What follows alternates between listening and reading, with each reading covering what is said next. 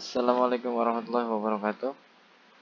Oke, pada kesempatan kali ini kita akan mencoba mempelajari mengenai materi transformasi geometri. Kita akan menggunakan software GeoGebra di sini. Software GeoGebra adalah software yang dapat membantu kita dalam mempelajari geometri maupun algebra. Oke, transformasi itu seperti yang kita ketahui ada 4. Yang pertama yaitu translasi. Ini di sini sudah ada. Kemudian yang kedua yaitu refleksi. Lalu ada juga rotasi dan yang terakhir adalah dilatasi. Di sini semuanya sudah tersedia menu ya. Menu-menu dari 4 transformasi itu sudah tersedia. Ini disajikan menggunakan bahasa Inggris ya. Mungkin ada juga yang menggunakan bahasa Indonesia. Barangkali nanti kita bisa ganti. Oke. Nah, ini menggunakan bahasa Indonesia. Jadi di sini ada translasi, dilatasi, rotasi, dan juga refleksi. Pertama kita akan mencoba yang translasi. Apa itu translasi? Ini translasi itu artinya adalah pergeseran. Yang mana misalkan kita memiliki titik A1,3, saya klik di situ ya. Lalu kita translasikan. Oke, A1,3 itu sejauh misalkan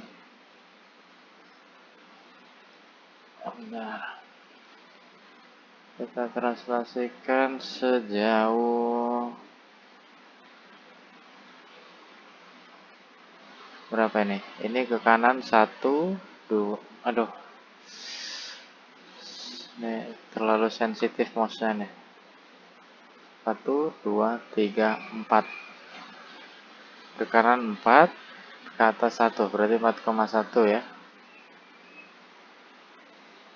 Nah, titik B ini, titik B 5,3 itu akan kita translasikan sejauh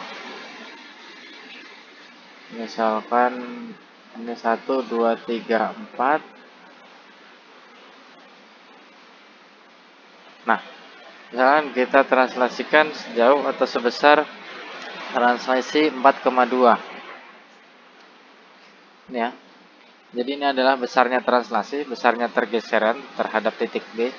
Titik B yang semula ada di koordinat 5,3 karena dilakukan pergeseran sejauh vektor ini atau sejauh 1, 2, 3, 4, A-nya 4 dan 1, 2, B-nya 2 sebesar 4,2, maka titik awal ini ditambahkan dengan besarnya translasi tersebut, yaitu 5 ditambah 4 sama dengan 9, 5 ditambah 4 sama dengan 9, 3 ditambah 2 sama dengan 5. Jadi itu, ini adalah besarnya translasi, dan ini adalah titik yang ditranslasikan. Kita coba sekali lagi.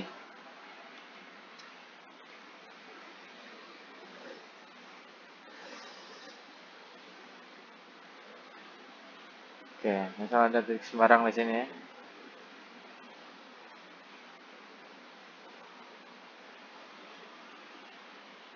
Titik A,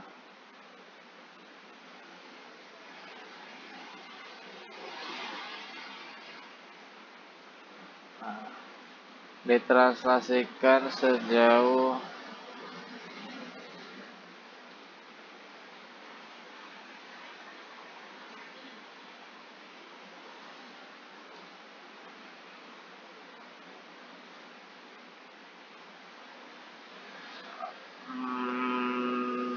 satu, 2, 3 ke kanan 3 ke bawah 2, 3,-2 berarti ya. Nah, vektornya sebesar 3,-2 atau ditranslasikan sebesar 3,-2,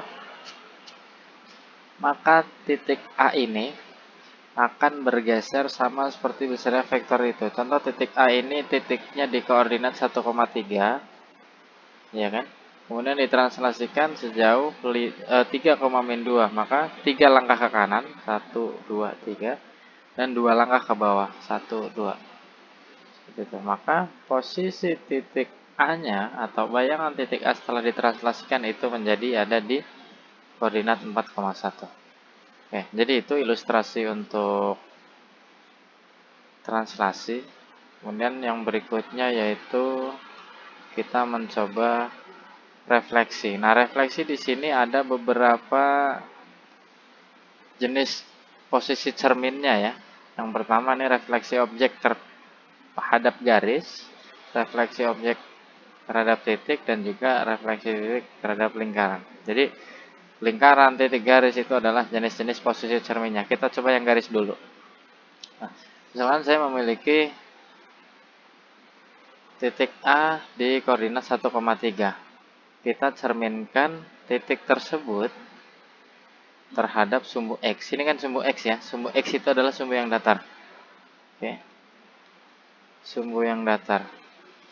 Maka kita akan coba cerminkan A terhadap X. Nah, kalau cerminnya di sini, maka bayangannya pasti akan ada di bawah. Dan jarak titik awal terhadap sumbu X itu akan sama dengan jarak titik bayangannya terhadap sumbu X nanti. Karena cermin di sini, pasti bayangan juga akan sama jaraknya dengan cermin. Saya coba klik ini. Nah, maka akan seperti itu. Oke. Maka yang awalnya titik A itu di koordinat 1,3 dicerminkan terhadap sumbu X, hasilnya menjadi di koordinat A aksen 1,-3. Karena posisi cerminnya di sini. Itu satu. Kemudian kalau misalkan dicerminkan terhadap sumbu Y. Nah, saya cerminkan terhadap sumbu Y. Sumbu Y itu yang tegak ini ya, yang vertikal. Saya klik dengan ini. Maka kalau posisi cerminnya ada di sini, maka sudah pasti bayangannya akan ada di sini. Jaraknya sama, 1 langkah terhadap cermin tersebut. Coba saya klik.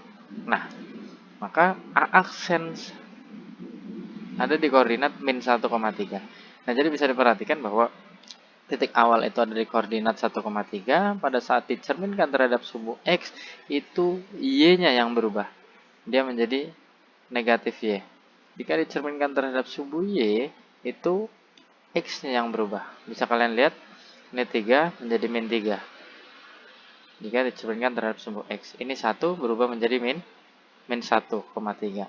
X-nya yang berubah. Jadi itu. Lalu bagaimana jika ada jenis cermin yang lain? Misalkan saya memiliki cermin Y sama dengan X. Oke. Ini ada cermin Y sama dengan X. Posisinya seperti ini. Oke. Y sama dengan X. Kita cerminkan A ini, yang awalnya di 1,3, kita cerminkan terhadap sumbu Y sama dengan X. Kita klik juga cerminnya, maka akan ada di sini, sekitaran sini pasti bayangannya. Karena ini posisi cerminnya, gitu kan? Jadi, coba kita klik sumbu Y sama dengan X-nya. Oke, maka A aksennya berubah menjadi 3,1. Lalu bagaimana kalau posisi cermin yang lain? Misalkan ada Y sama dengan min X. Nah, ada posisi Y sama dengan min X, posisi cerminnya. Si A bercermin terhadap sumbu ini. Coba kita klik. Maka pasti bayangannya akan ada di sekitaran sini, di bawah. Seperti itu. Nah, kita klik. Hanya kita klik juga sumbu Y sama dengan min X-nya. Atau garis Y sama dengan min X-nya. Oke. Di mana bayangannya? Oke, ini dia bayangannya. Ya. Si A bercermin terhadap garis Y sama dengan min X. Bayangannya ada di sini. Maka pada saat si A dicerminkan terhadap Y sama dengan min X, koordinatnya berubah menjadi min 3,-1. Tapi pada saat A dicerminkan terhadap garis Y sama dengan X, itu titik koordinatnya berubah menjadi 3,1. Nah, bisa kalian perhatikan. Coba A-nya, titik awalnya itu ada di 1,3.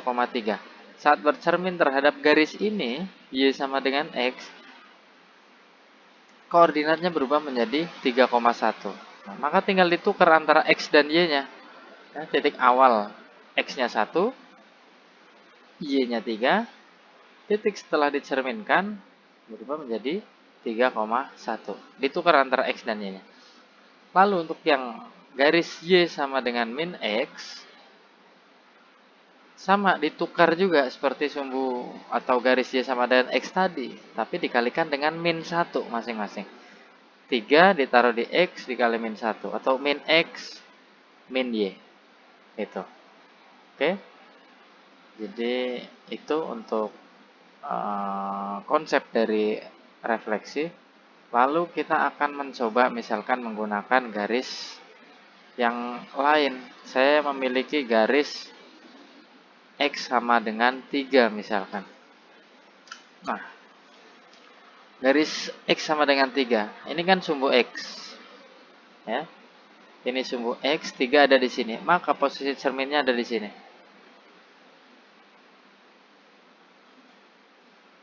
Oke, jika titik A ini saya cerminkan terhadap garis Y, garis X sama dengan 3, sudah pasti nanti hasil pencerminannya akan ada di sini. Ada di sebelah kanan dia. Tapi ada di mana? Coba kita lihat jarak A terhadap cerminnya. Ini jaraknya 2 langkah. 1, 2. Berarti hasil pencerminannya juga berjarak 2 langkah dari cermin itu. 1, 2. Kita coba klik. Nah, kita klik. Oke. Maka aksennya itu berada di koordinat 5,3. Bagaimana itu caranya? Oke. Caranya adalah dengan gunakan 2K. K itu sebagai notasi dari bilangan real X itu sendiri. 2K berarti 2 kali 3 min X. 2 kali 3 min X. X awalnya adalah 1. Berarti 2 kali 3 min 1 sama dengan 5. Oke, betul. Ini ada di 5. Y-nya akan tetap. Oke, Y-nya akan tetap di sini. Jadi jika dicerminkan terhadap X sama dengan K, maka Y-nya akan tetap. Tapi kalau misalkan dicerminkan terhadap Y sama dengan 2 misalkan, maka X-nya yang akan tetap. Kita coba cerminkan. Oke. Nah, ini. Ya, bisa kita lihat, dia berada di koordinat 1,1. Yang semula, titik koordinat awalnya adalah di 1,3. Nah, X-nya masih tetap sama-sama 1, tapi Y-nya yang berubah. 2 kali K dikurangi Y. 2K. K-nya berapa nih? 2. 2 kali 2, 4. Dikurangi Y. Y-nya 3 tadi ya, di awal ya. Y-nya 3. Oke, berarti 4 kurangi 3, 1. Maka ini adalah titik koordinat setelah dicerminkan terhadap Y sama dengan 2. Oke, teman-teman, jadi itu untuk sub dari transformasi geometri yang kita pelajari, yaitu pertama translasi atau pergeseran, kemudian yang kedua adalah refleksi atau pencerminan. Untuk berikutnya kita akan buatkan video di kesempatan yang lain. Terima kasih. Assalamualaikum warahmatullahi wabarakatuh.